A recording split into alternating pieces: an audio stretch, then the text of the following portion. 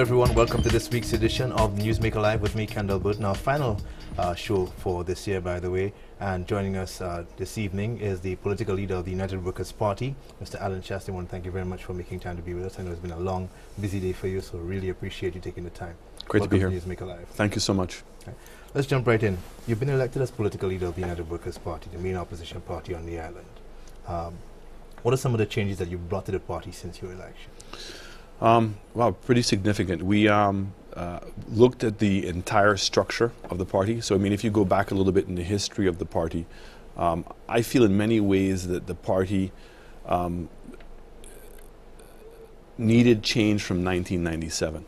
And then when you look at the passing of events, the dramatic loss in the 97 election, a leadership struggle in 97, and then leading up to the alliance, and then the collapse of the alliance, and then another dismal loss, and then another power struggle within the party for leadership.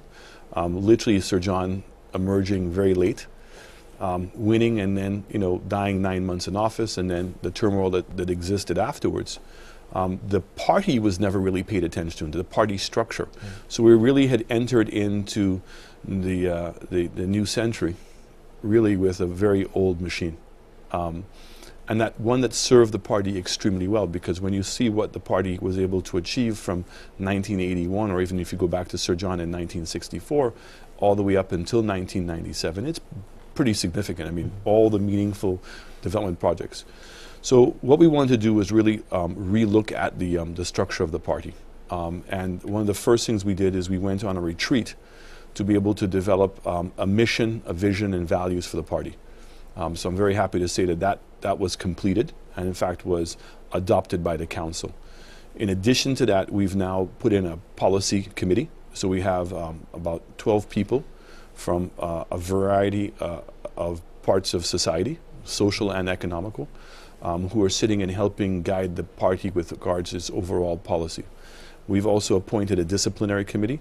And we've now just appointed an advisory subcommittee, which reports directly to the executive, which is to assist the party in selecting candidates. So basically, in our constitution, the constituency branches select candidates. That candidate selected needs to be approved by the political leader, who then brings it to the National Council.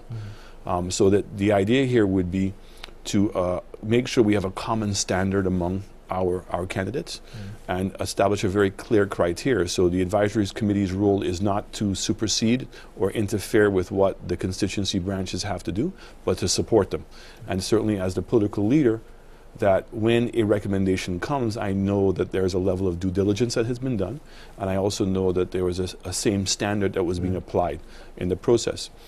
The next step for the party is to, we've opened up a headquarters office. We've now put in place a communications manager. We're about to hire a research manager. So we've changed our entire communications methodology.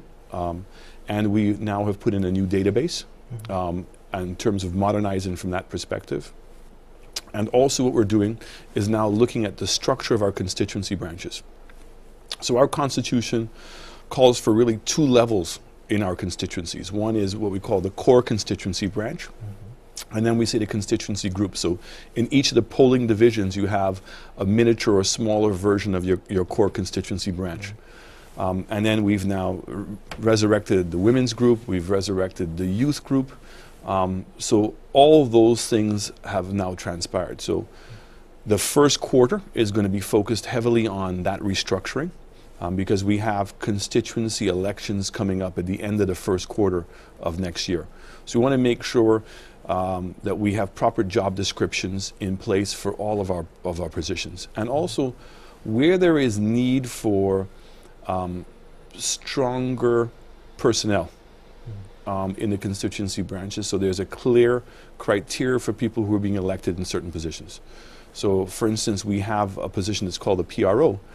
And there's questions as to whether you really need a PRO in a constituency branch, or whether you really need an electoral officer, or a research officer. The other thing that we're doing is we're going to be opening up an academy for the party to train campaign managers, to train canvassers, to train agents during the election, so that anybody who wants to be in any one of those positions, they have to first have a certificate to be able to do so. So I think that, those are some of the core things that we're doing. Now, on a policy side of it, what we've been doing is going around meeting with economic agencies such as the Chamber of Commerce, the Manufacturing Association, the Tourism Association. We've met with unions, and we're also going to meet with some members of civil society. And basically what we're trying to do is get ideas from them in terms of what the critical issues pertaining to them are, and to write a manifesto for the party. That not a public manifesto, but one that's a blueprint for us in terms of a way forward. Then the idea would be is once that's written is now to then bring this down to our constituency level. So what we're trying to ensure to the members of our party is that they have a direct participation in the party. So, Sir John was an iconic figure, and many people would tell you that he was very much of a benevolent dictator, if there was such a thing. And I don't think that moving forward that can work anymore. I think that the party needs to be more participatory, and I think that the membership needs to hold the executive very much accountable. And I think that the standards that we set for our party need to be higher than even the one in our Constitution. And we have to ensure that there is transparency. We have to ensure that we follow the rule of law. And then there are some very core values that we've chosen. So honesty, teamwork, confidentiality, efficiency are some of the core words that we've chosen. I mean, and I want to say that we've taken this very seriously. So for instance, when we talked about, what was the word? It was loyalty was a word that had been proposed. And I think some of us really felt, for instance, I don't want people to be loyal. Because sometimes loyalty means you have to set aside what you really believe in order to be loyal to the party. Or if the party does something wrong, the loyalty has to supersede that. And I think that that's where we're talking about efficiency, honesty. Those kinds of values are much more important to us, and that we have to be a party in which we need to challenge each other. And look, the issues confronting us are tremendous. First of all, trying to be a small independent country is difficult enough as it is. And then when you put it now with what's taken place in the world and how the world has changed since 2009, it makes it that much more difficult. And it means, to me, there needs to be substantially more collaboration, understanding, and discussion so that we can move forward in a more meaningful way. As opposed to the blind loyalty. As opposed to blind loyalty. Now, you mentioned 1997, your defeat, or the party's defeat at the polls. One of the reasons given for that defeat, apart from all the economic and other issues that conspired, was the disorganization of the UWP as opposed to the well-oiled machine that was the St. Lucia Labour Party. And you've catalogued very well some of the infighting and division that's existed within the United Workers' Party since then. Even at the convention at which you were elected, your guest speaker pointed to it again, the need for consolidation, coming together. Your announcement of your interest in the leadership gave away what some saw as the division in the party, made it very evident. What have you done to resolve and to heal those wounds? Well, I would like to say that there are some wounds that you can heal. And, a bruised ego or being disappointed is something that, people themselves have to get over. Because if you believe in the process of consensus, and, that's what we want to be, is a party of consensus, is that, that's not about being loyal, it's about putting your points on the table, and that once the party votes to go in a different direction, we all need to support that particular direction. I thought that we did a remarkable job of not allowing the party to go further downhill. And I think the way that we did it, and that's why we chose to campaign as a team as opposed to campaign individually. And that we had a group of people who are like-minded people who believed that it would take a group of us to really change the direction of United Workers' Party. And when you look at the results of the vote, where almost 80% of the support supported that concept. And even since then, I mean, we've had executive meeting after executive meeting with quorums, starting on time. And we've never skipped a beat. And whether I'm out or Steve is out or Ezekiel is out or anybody else is out, the meetings are continuing. So it means that the talent of the United Workers' Party is starting to grow. And we're seeing people who have not been members of the party or have not been active in the party for a very long time have been returning. Likewise, there are a few people who are not coming.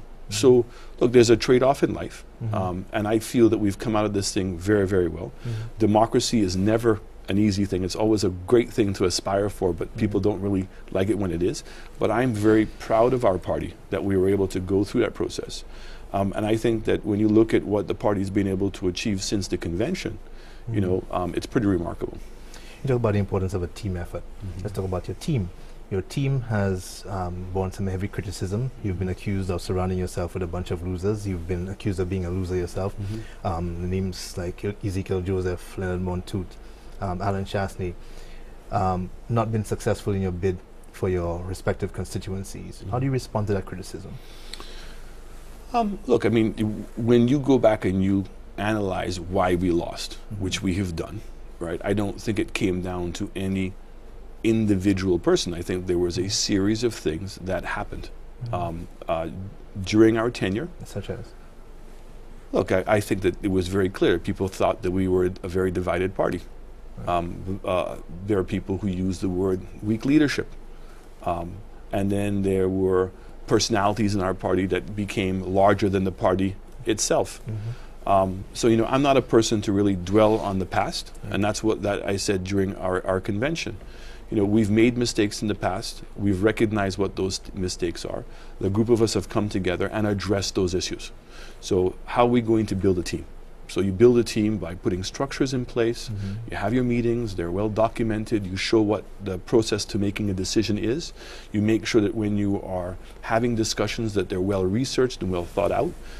You present yourself into the public's eyes totally differently, and then you start holding to the ideals that you've presented. I mean, so we'll be tested as time goes by. Do we truly believe in those values, right? When people breach those values, that this party will go through the process of either reprimanding them or suspending them or kicking them out of the party, you know, and that applies to anybody, including the leader. So I would say to you that there were circumstances that were beyond anybody, and that we lacked a national campaign. We campaigned on the success of the party on an individual basis. We campaigned in a constituency basis, and when you got down to the last 2 weeks of the election, the need for a national campaign was glaring. So I don't think it's a fair elections to say that anybody is a loser. And then when you look at the amounts that Ezekiel lost by, and some people will still tell you today that Ezekiel did not lose, because on the original count he'd won by 68 votes. Likewise with Spider. But the fact is, it ended up where it was, which again was a weakness in the party. I mean, you have to admire and you have to respect the Labour Party. They were very strong on the day of the election, and the period post-election, the 48 hours post-election, the recounting of votes in tight seats, you know, they were hungrier, and they were better organized. And I think it's something that we need to recognize, and we have recognized as a party, and we're now stepping up to the plate to make sure that the UWP would never be embarrassed to that extent again. So in all, bearing in mind all that you've just said, is the United Workers' Party prepared to return to office?